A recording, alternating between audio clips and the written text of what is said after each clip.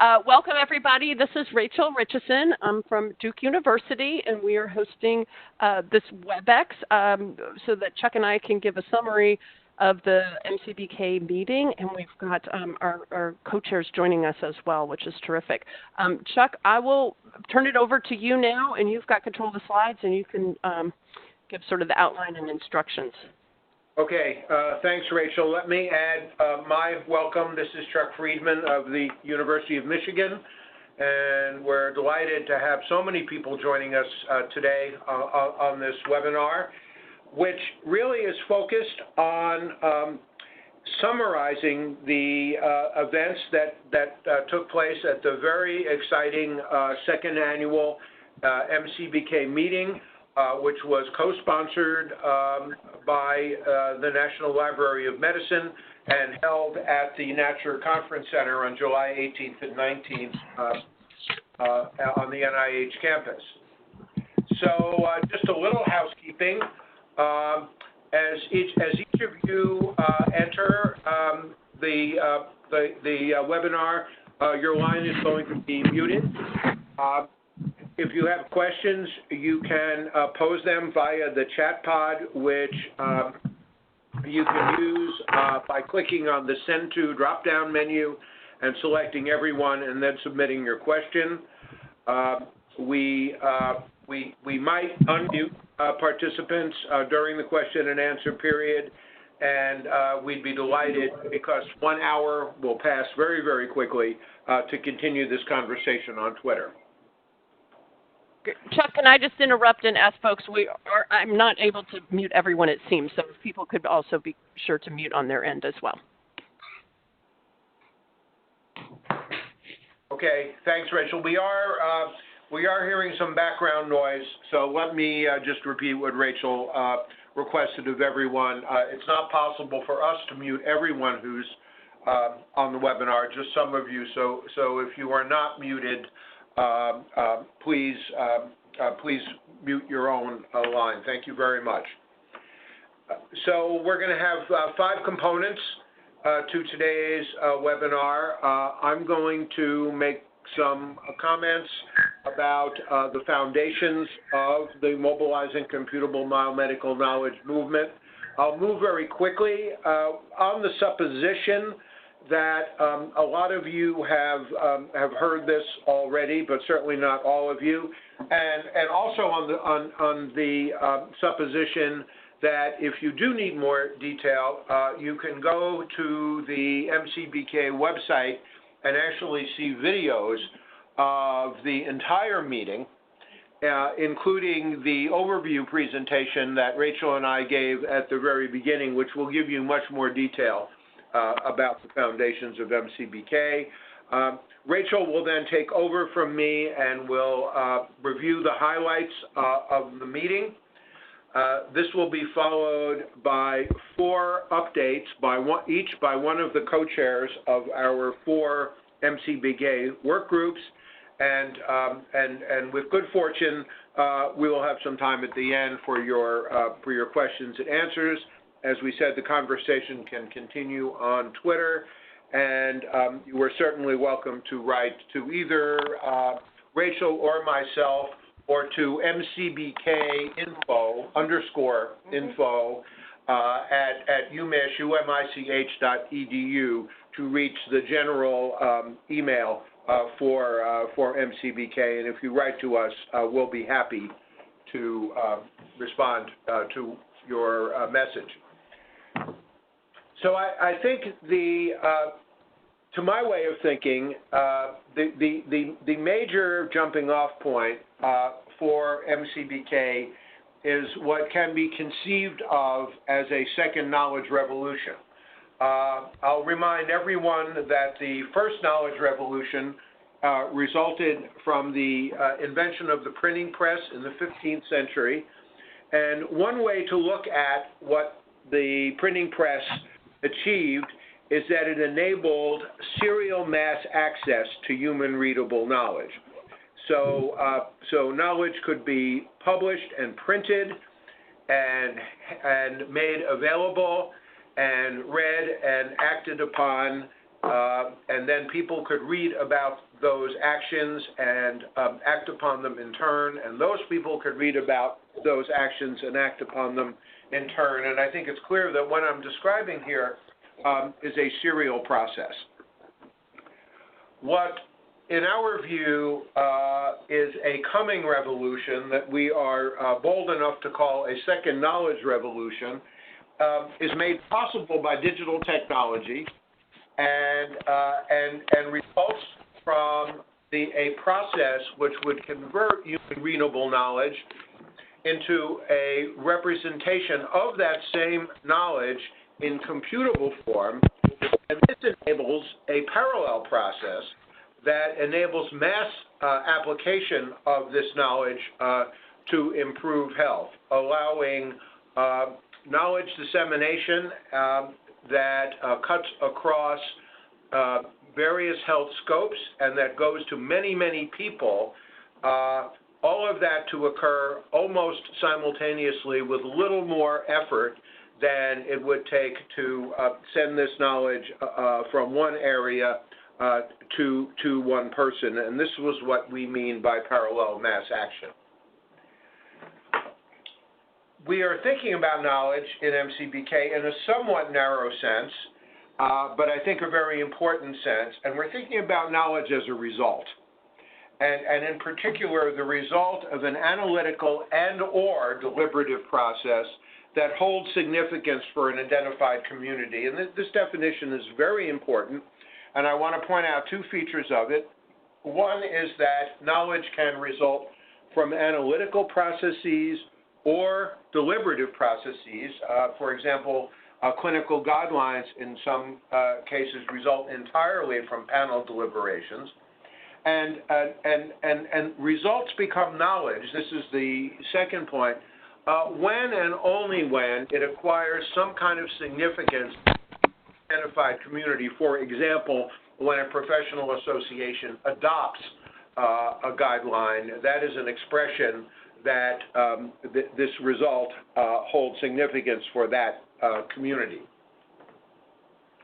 There are examples of biomedical knowledge that result from, as you read down the bullets, from primarily analytical to primarily deliberative processes. Predictive and explanatory models, for example, that result from machine learning, quite clearly are primarily analytical, but as you move toward more deliberative origins of knowledge, you see it also includes best practices, decision trees, and even policies, all of which fall into this family of biomedical knowledge, which can be represented both in human readable and computable forms, which is the theme of the next slide. So at present, as a result of the first knowledge revolution, we as a society have the capability of representing knowledge in human readable forms and words and pictures and printed equations, and our libraries, as our holders of knowledge, have collections of books and journals as the primary components of their holdings. In the future, as a result of the second knowledge revolution, which enables mass action, the knowledge is represented in machine executable form, in code, and we use this, what we jocularly call a golf ball representation to signify a knowledge object containing machine executable knowledge. And if we believe that this future will be realized, it will follow that the holdings of our libraries will add digital knowledge objects corresponding to human readable knowledge as part of their collections. And it also follows that it will be the case that when research is done and a result is generated, the team that undertakes that research will not be finished when they've published a human readable version of their results in a journal article, for example, as shown on the left side of this slide. The pipeline will need to be extended. The model will need to be extracted from the paper, and programming will be required to convert that knowledge to a computable form expressed in code, and that will become part of the collections of an expanded library, a second revolution library, which includes this computable knowledge. So this is a fundamental idea. A movement, MCBK, mobilizing computable biomedical knowledge, has taken shape to do exactly what its name says, to accelerate the development and accessibility and activation of computable biomedical knowledge. We sometimes talk about this as a movement to make knowledge fair, findable, accessible, interoperable, and reusable. The interim home of the MCBK movement is the University of Michigan. It is governed by a steering committee and has expressed its mission and vision in a manifesto. I will show you a quick picture of that in a moment, but the manifesto can be accessed from the MCBK website. We've had several activities to date. There have been 2 open annual meetings on the NIH campus in the summers of 2018 and 19. MCBK has spawned 4 work groups that you will hear about in more detail. MCBK has made available a range of web resources, and MCBK has held several webinars, one of which is happening right now, and another one of which is scheduled, and we'll tell you a bit more about that one in a little while. And MCBK is spawning a national and global collaborations, including a United Kingdom MCBK meeting, which is turning out to be very popular and is going to take place on October 29th in London.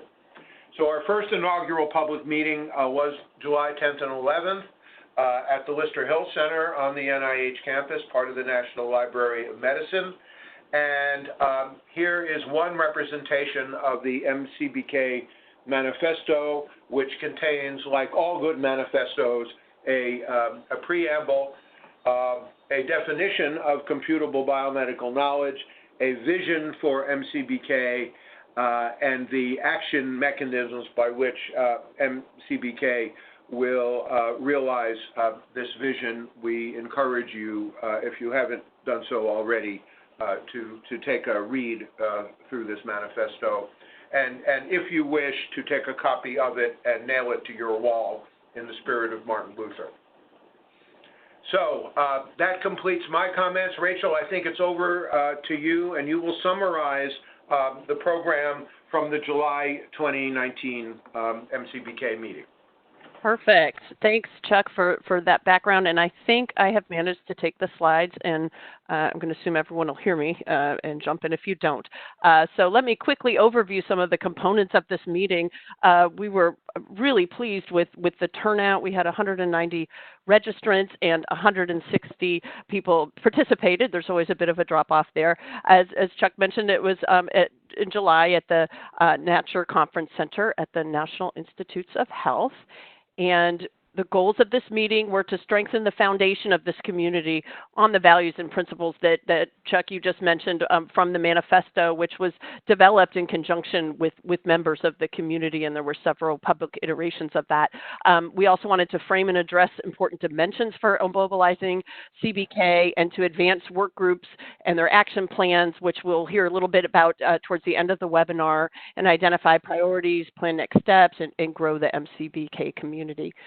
Those goals and the program components itself were developed with significant input and guidance from a illustrious steering committee, which I'm grateful for and proud to display here. The steering committee, as I mentioned, helped plan the components of the meeting, the tone and our goals, and is currently overseeing and guiding efforts as we move forward with some of the activities that we'll hear about later on this webinar. The program components at a high level included some excellent speakers. We had just some tremendous speakers that kicked us off each day and gave us a foundation and perspective and their vision for mobilizing computable biomedical knowledge and to support the working meeting itself and the work and discussions that we undertook those 2 days.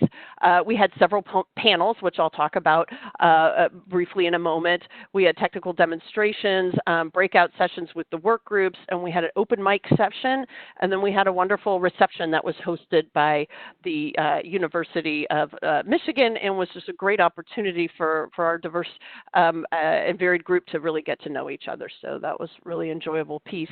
Let me highlight our speakers and some of the key points that they made. Our first speaker on the first day was Dr. Patty Brennan, who's the director of the National Library of Medicine, which is our national hub for health data science.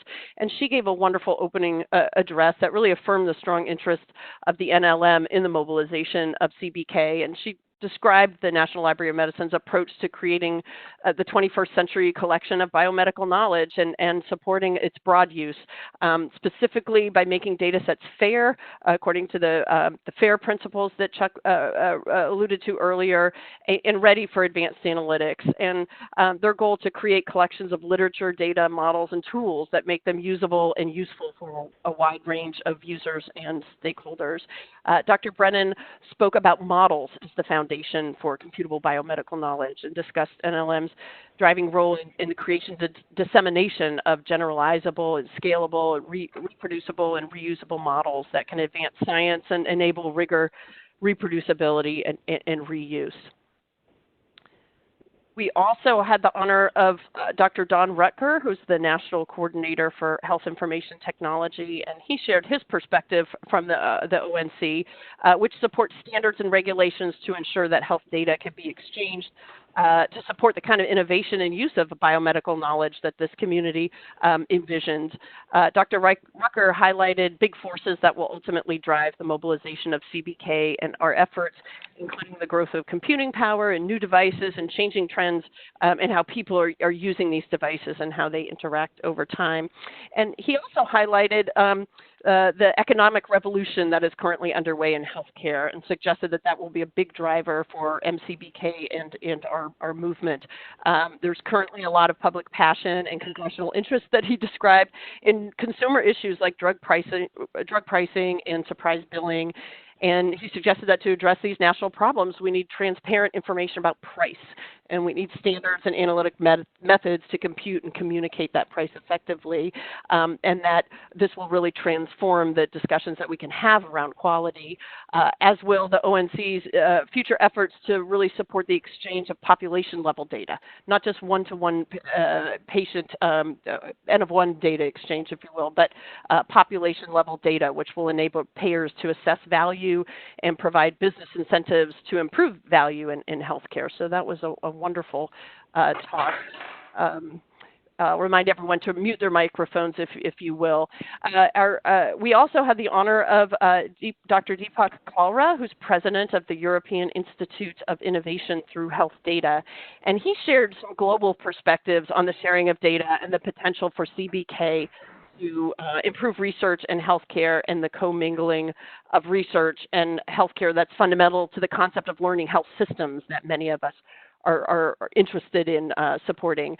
Dr. Kalra highlighted a number of initiatives in Europe as examples of how CBK is being used or is envisioned to be used to support innovations to improve population health. He apologized he couldn't provide justice to each of the programs he described, but he did successfully give us this great picture of the tremendous amount of activity and energy around data-driven health innovation and CBK in Europe. And his slides are an expanded set of slides. In addition to his presentation, he provided us more detailed information on many of these European projects that he highlighted. And one major theme of his talk was the idea that we could learn from data standards communities who've had so much experience, decades worth, and successes in identifying identifying what makes standards useful and how they can encourage adoption to support new innovation. And he suggested that multiple types of resources, such as legal frameworks and agreements and training materials or training guidance, just as these types of resources helped organizations evaluate and implement standards, data standards, the same can be said for how we can get the right information to potential adopters of CBK to use that information. And finally, he hinted at the need for a CBK ecosystem that can monitor and improve CBK, suggesting that we might support growth of knowledge communities rather than passive adopters, of people who reuse CBK or these models or algorithms and then alter them and then improve them and then have data to share based on their deployment. So it's a great talk of food for thought there. We had a number of panels. There was a terrific panel. We had 4 panelists present 4 distinct use cases of CBK to help us get a picture of the far-reaching value proposition for MCBK. And these were illustrative use cases, not exhaustive, but the speakers did a wonderful job. Sean Granis described public health uses for CBK, including automated public health reporting. Mark Overidge described how CBK can support chronic disease management and prevention. Dr. Jenny Larkin described the research applications of MCBK, including a great example of the challenges, the prediction and data science challenges that are going on, and how organizers can manage those models and disseminate them for future use. And last but not least, Anderson Spicker described a range of important applications for CBK in the area of health provider education. And there was great enthusiasm for that topic throughout the meeting that I heard. And all the panelists really emphasized that their use cases are still largely unachieved due to missing components. Still, the standards, policies, incentives for sharing CBK and our culture of sharing and reusing knowledge is not quite there yet in many organizations. So there are many challenges to still be addressed. And I'm happy to say that this group has agreed to present this use case panel again on a webinar probably in November. So we will send that information around after this webinar. And then we had another panel on engaging critical stakeholders. And this was really very interesting source of discussion. First, Nancy Ali, who's the interim director of the Taubman Health Sciences Library at University of Michigan, gave an overview of the current landscape for scholarly communication and the changing roles and needs of the medical publication industry and how they can benefit from CBK and assist in this national transformation of knowledge-enabled healthcare. She described her challenges as a health librarian and changing financial models and new partnerships between academic medical libraries and publishers, and went on to describe the pilot program that the Learning Health Systems Journal, published by Wiley and owned by University of Michigan, is now underway. They are accepting submissions for computable biomedical knowledge publications, and so we're going to learn from this experience, and they will share their experience on how they're managing and organizing and disseminating these tools. So that was very exciting. Also, she touched on open access publishing and the big global push toward that, but the number of questions that are still unanswered about how to make that work logistically and financially. We also had Jerry Perry, who also is a director. He's a director of the University of Arizona Health Sciences Library, and he shared his perspectives on need for equitable access to information and knowledge and community engagement in health, clinical research, and health-related information and knowledge. Jerry suggested that the mobilization of CBK is not just about getting the knowledge out, but also about identifying strategies and mechanisms to enable accountability related to the quality and use of that information. And he noted that although we had deep literacy in our room around technical issues and standards and policy, for example, we also needed to develop more literacy around human behavior and how people respond to new information as it's consumed and utilized. And finally, Jerry challenged us to identify and include a broad range of stakeholders, many critical stakeholders, including those that aren't engaged in our efforts but really are the end users of CBK, and suggested that we can refine our craft in terms of stories and use cases to express the value of CBK to these different communities. We had a great turnout in terms of technical demonstrations and panels. I won't go over all these now, but I'll say they are posted on the website, both the technical demo summaries and the posters. But we had a huge variety of submissions and presentations from CBK and knowledge developers and users and disseminators, including those from the commercial sector, health provider organizations, federal and academic. So really just a great turnout on these, more than we ever expected when we were submitted the call for them. And finally, we ended on a panel with some of our steering committee members, sharing their thoughts of the meeting and the highlights, challenging us with some personal stories of the importance of CBK and things that we as a community still need to think about in terms of our vision and future activity. And so there are still many unanswered questions about MCBK, the community, and how it'll move forward, but we're starting to have those discussions. So this was a great opportunity to begin that. We had open mic sessions, and we had opportunity for each of our speakers and panels to have some good question and answers and discussion. And again, this is documented on our website, but I think this was a really successful piece of the meeting, and I really enjoyed, and I think all our work group co-chairs as well, hearing different perspectives and things that hadn't been thought of yet. So it's a growing community and still a need to engage others as we move forward. And with that said, I'd like to now turn it over. The next portion will have each of our work group co-chairs will give a short update on what their groups are working on and what their impressions of the meeting are. And then after that, we'll move to open discussion and questions and answers. So the first work group update we have will be Bruce Bray, I believe. And I'm going to unmute you, Bruce. Oh, there, you should be unmuted. Bruce, are you there? Yes. Oh, great. Okay, and I'll just advance your slides, and thanks for joining us today. Okay, so I'm recent co-chair of the Standards Working Group within MCBK. Of course, the last thing we need is another set of standards, so don't really, this group isn't there to create any new standards, but to kind of identify and use the existing standards to promote the knowledge mobilization side of things. So we had mentioned the FAIR principles, the idea of the FAIR data principles of finding, findable, accessible, interoperable, and reusable, and really trying to apply that to the knowledge space as well. So the initial work was around sort of looking at a couple of use cases or scenarios, one being a typical sort of complicated patient that goes across multiple providers and spaces with multiple different kinds of needs for knowledge mobilization. The second case being around precision medicine, the translational side of things with some genomics content.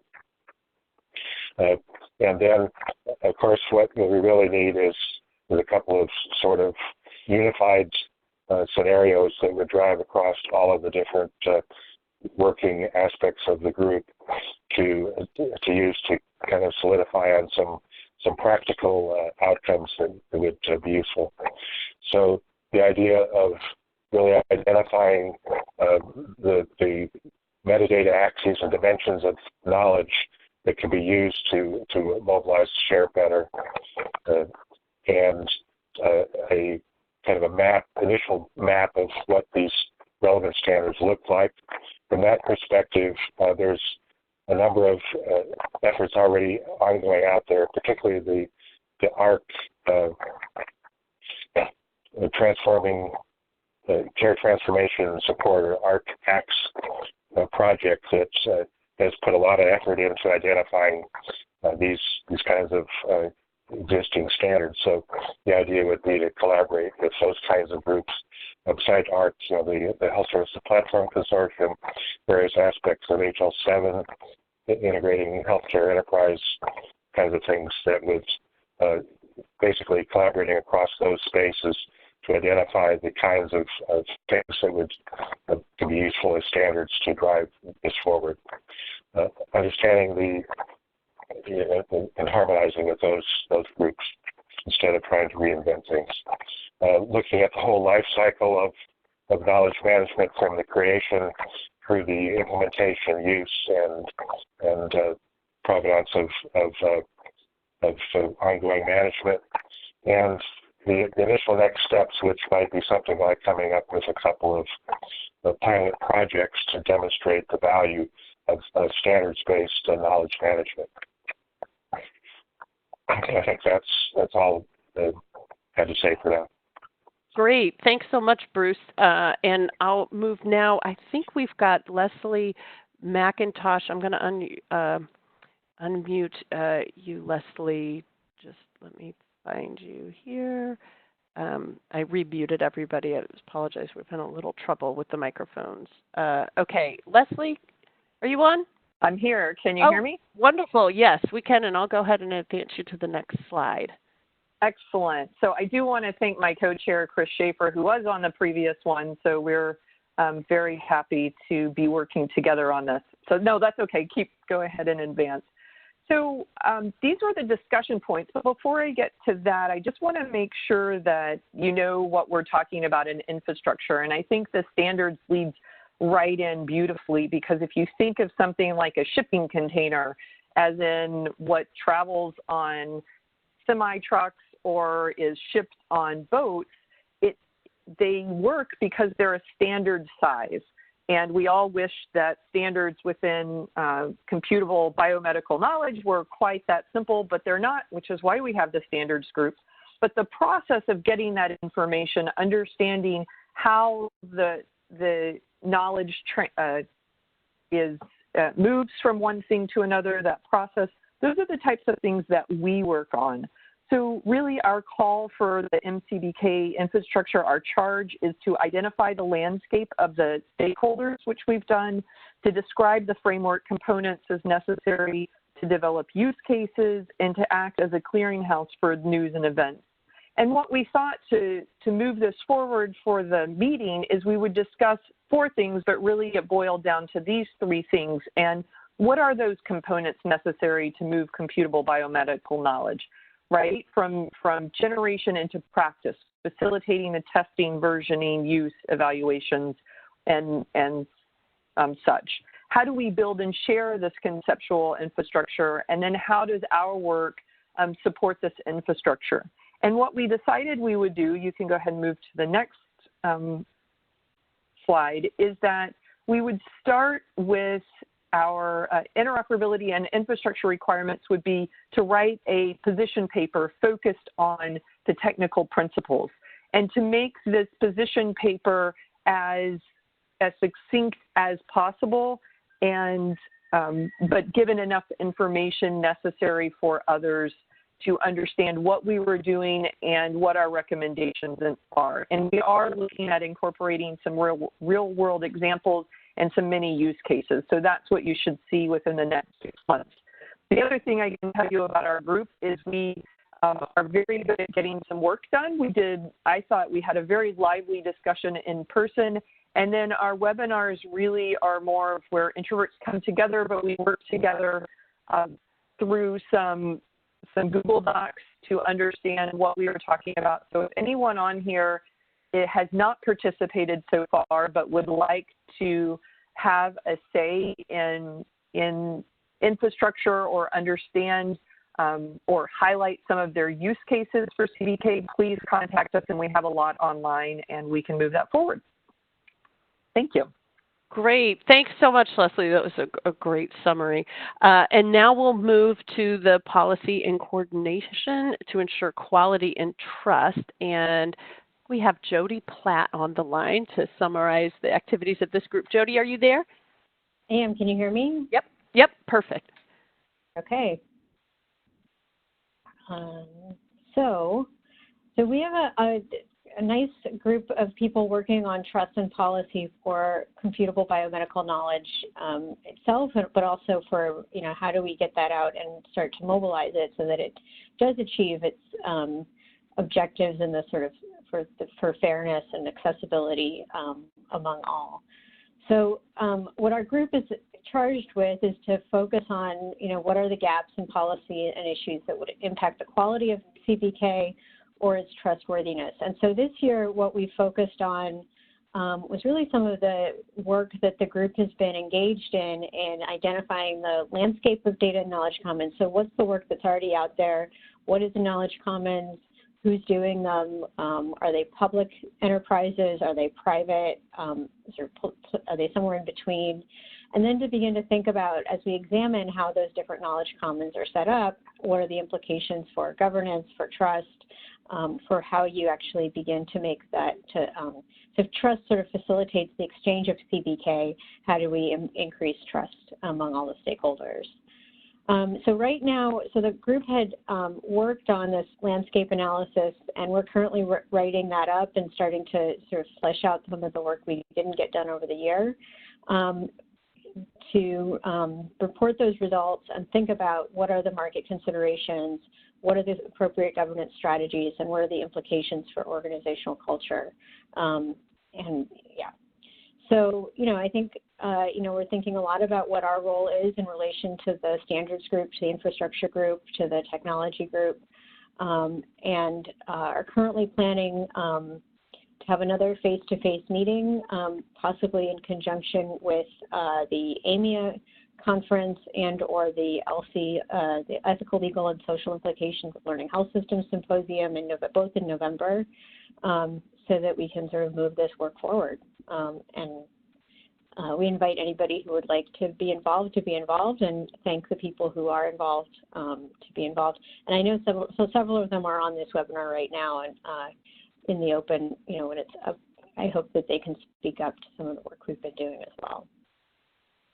Terrific. Thanks so much. And I will take that as a plug for people that do have questions to go ahead and put those in the chat pod. You could do probably to host would be the easiest, but if there's something to share with all, you can do that.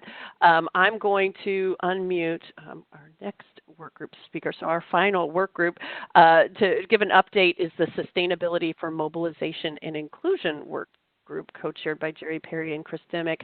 Chris, are you on the line? Yes, I'm here, Rachel. Perfect. Okay, great. Thanks. I'll advance for you. Thank you. So good afternoon, everyone, or morning, depending on your time zone. My name is Chris Dimick, as Rachel indicated, and I'm the Director of the Health Information Technology Division at the Agency for Healthcare Research and Quality. My colleague and partner in chairing this work group is Jerry Perry. Jerry's the Associate Dean for Health Sciences and the Director of the University of Arizona Health Sciences Library. Next slide, Rachel. So the goal for our work group's breakout sessions was to develop a plan for launching MCBK communication strategies. Earlier in the year, our work group decided to focus on professional societies whose members create, disseminate, and or steward computable biomedical knowledge. During our breakout sessions, we were fortunate enough to be joined by key representatives from the 4 professional societies you see listed on this slide: the American College of Obstetricians and Gynecologists, the American Medical Informatics Association, the Healthcare Information and Management Systems Society, and the Association of Academic Health Sciences Libraries. We interviewed these representatives and heard their thoughts about the types of MCBK messages or areas of work that would resonate most with their members. They also shared ways and formats their members prefer to receive communications and the types of early impactful messages that would resonate with their societies. Next slide. We were excited to learn that these societies really want to help us and are eager to support MCBK communications. Regarding communication methods, we learned that it would be best to work with the society's leadership and staff to use existing society structures to deliver MCBK messages. For example, societies like HIMSS and AMIA have working groups that we might connect with. Not surprisingly, we heard that we should focus on the value that MCBK would bring to the society and its members. We might do so by focusing on how MCBK can make life easier for society members. For example, dealing with clinician burden is a key topic right now. So how might MCBK address that concern? We should also equate the MCBK value proposition with the society's business incentives if possible. So if a society provides member education, for example, we can connect, potentially, MCBK to those member education opportunities. We might also create new or enhance existing products that fill a gap for society members. Some partnering societies are interested in standards, for example, so communicating the results and work of our standards work group would be important. Lastly, we need to remember to meet people where they are and create jargon-free, relatable messages. MCBK reaches a host of interested groups with varied backgrounds, and we want all members of those groups to feel included in this movement. Next slide. So I'm happy to report that our workgroup breakout session resulted in 5 participants volunteering to work with Jerry and me to draft concrete communication strategies and tactical plans. We came up with a template to help our group do so. We're currently working on scheduling a meeting with our volunteers to launch this work. And after this webinar, if anyone else feels moved to help us, we'd love to hear from you. We also shared the notes from our breakout sessions with the larger S&I work group for their awareness, and we'll be scheduling a meeting with that larger work group later this month. And as many of you on this call know, the AMI annual meeting is coming up in November, and we'd like to plan for some communications there. We're also trying to tee up additional presentations at forthcoming meetings. For example, we recently submitted a panel presentation abstract for Health Data Palooza. And as always, Jerry and I welcome any ideas or questions you may have. Thank you. Great. Thanks so much, Chris, for that great summary, and to you and Chris and your entire team for all the work you've done. I also want to take this moment to thank all of our work group co-chairs and participants and volunteers for all the hard work and enthusiasm you've given to this point. It's really exciting to see all these groups move forward. Now, before we move into the discussion and Q&A portion, I'll sort of summarize where MCBK is in the future, and I'm hoping that Chuck can feel comfortable to jump right back in. I'm going to make sure that I've got him unmuted here. Let's see, Michelle Williams. Yeah, make sure that you're unmuted, Chuck, but I'll summarize that the work groups are really need to continue and are the core and lifeblood of this movement. So these work groups are moving forward, and I encourage people to look at the website to find more information and ways to get engaged in any of these work groups if they're of interest. The summaries of the meeting, including some videos and written summaries and information on the technical demos and posters, are on our website. And then we have a few upcoming events. And Chuck, feel free to jump in if you want to on the MCBK UK. Otherwise, I'll announce it's happening. Sure, Rachel. I see that Philip Scott from the University of Portsmouth, who is one of the co-organizers of the MCBK UK meeting, is on the line. Philip, if I say welcome, and if I say anything that is incorrect, please, I hope you will correct me. Just type something into the chat box. I'll open him up in a minute. After we finish this, I'll give him the first comment. Yeah. Okay. So we'll ask Philip to make a comment. Yeah, I was just delighted after some informal conversations with colleagues in the UK, whom we knew to be interested in MCBK, to develop with them the idea that there might be a UK meeting around the same theme, recognizing how time-consuming and expensive it is to fly across the pond to a meeting in Washington. And you're going to unmute Philip in a moment, but my understanding, Philip, is that the interest in this meeting has been very high, and we're looking forward to seeing what comes out of it. You want to unmute Philip? Maybe you want to make a comment? Yeah, Philip, if you want to jump in now. Okay, can you hear me? Yes. Okay, good. The icon still shows me as muted, but if you can hear me, then that's good. Yeah, thank you, Chuck. Yeah, so we've had a lot of interest. As you say, we've got the meeting in London on the 29th of October. We've got somewhere between 50 and 60 people registered to attend. We've got some very good speakers, including a keynote speaker who is the Chief Technology Officer of the new NHS central agency called NHSX. We've got some of the same speakers, Deepak Kara, who, as you know, is based in London. He will be attending.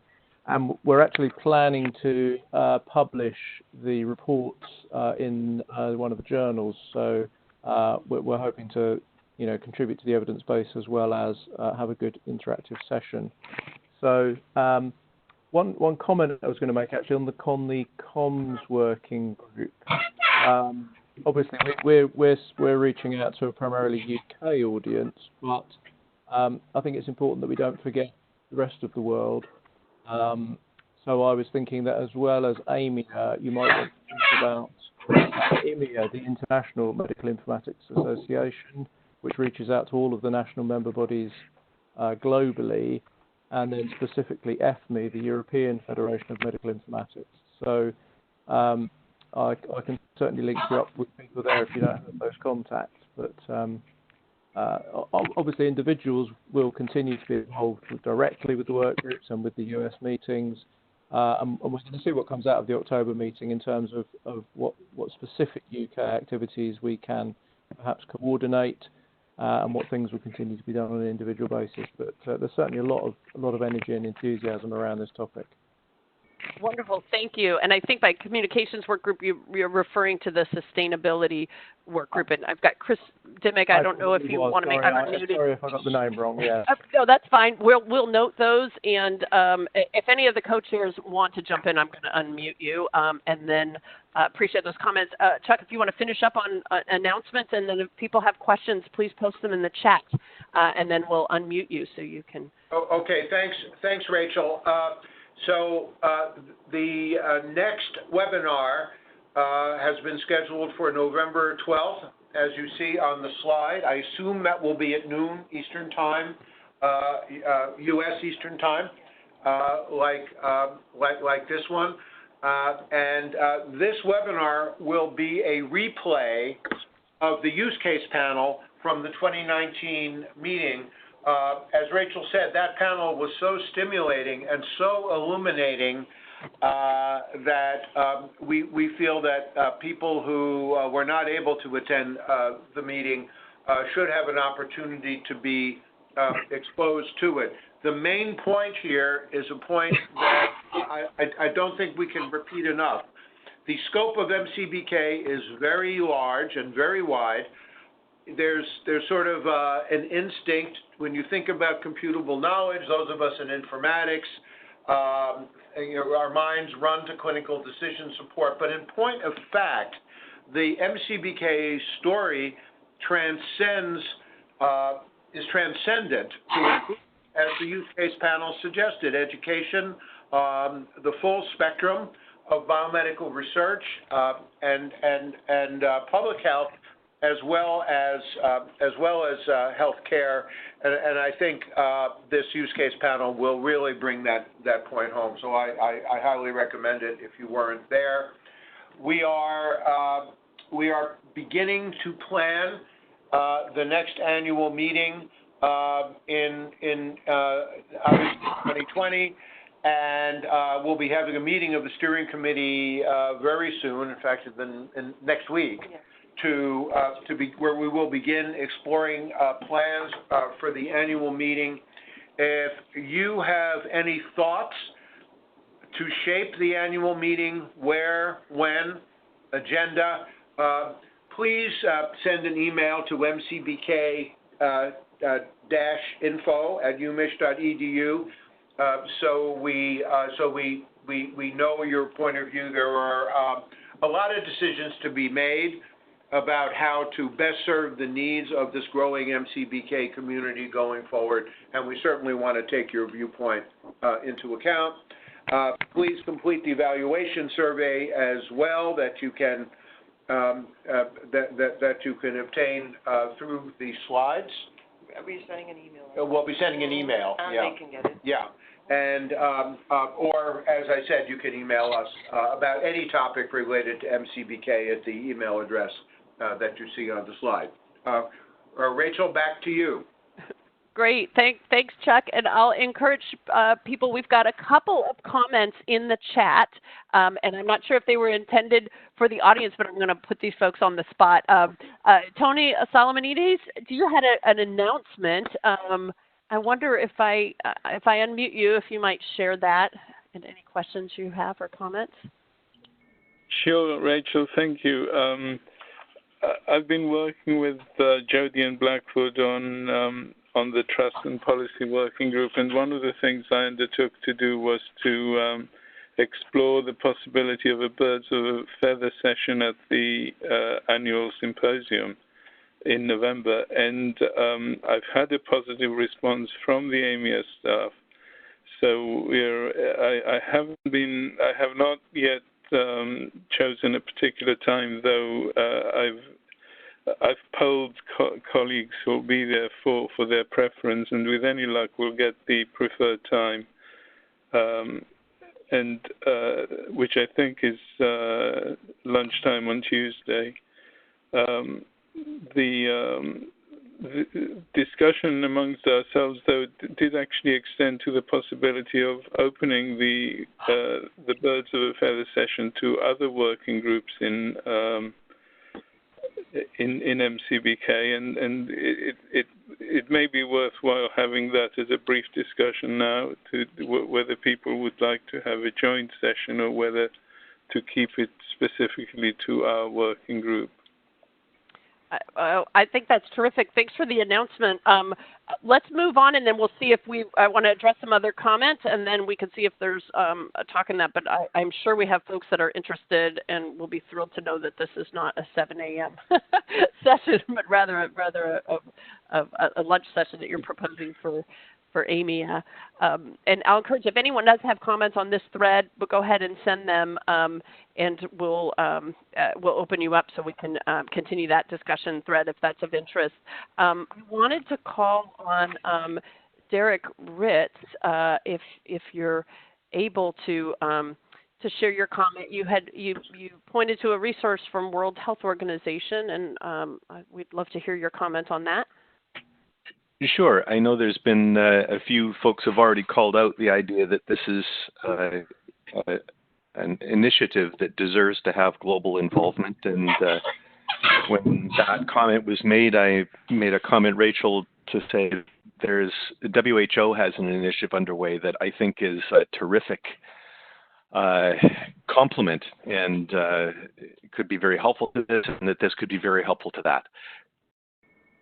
WHO, as a lot of folks know, manages the Global Health Observatory, which is reported into annually on a summary basis by, well, ostensibly all 194 countries that are members of WHO.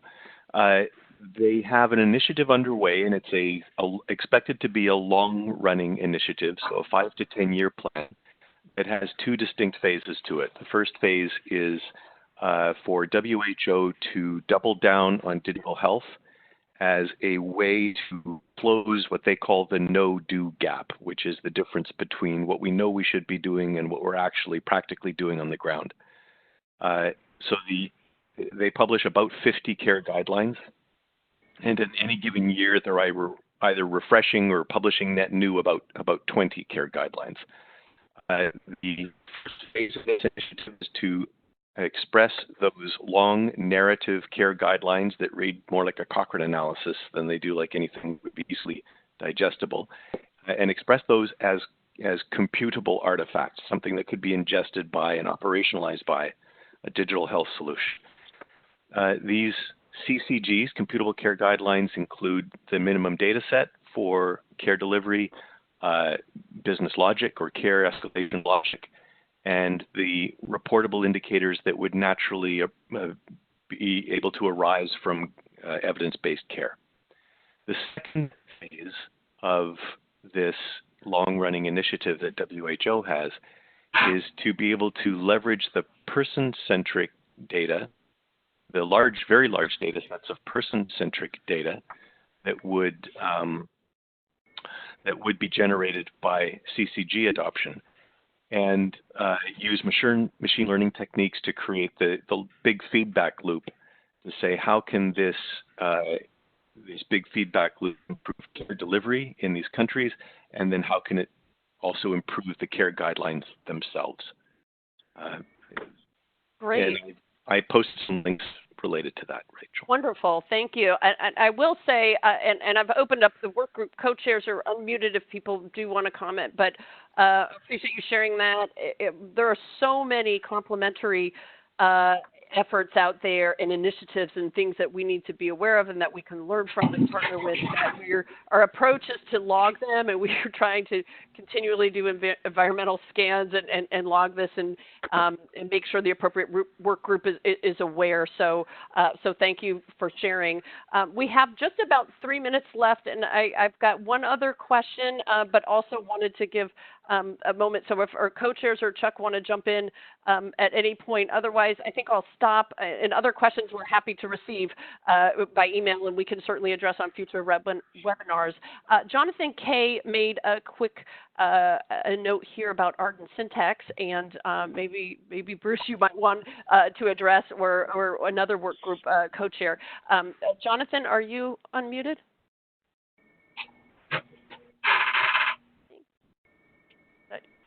Seem unmuted.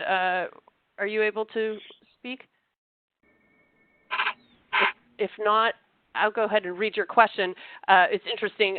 If it brings us in the clinical decision support world, again, anything from Arden syntax that can help, more on the background and ways of working than the technology. And I think this sort of plays to the theme that others have said. There's so much we can learn from different standards communities. But I'm not as familiar with the Arden syntax community. Bruce, do you have any thoughts on that? Yes, this is Bruce.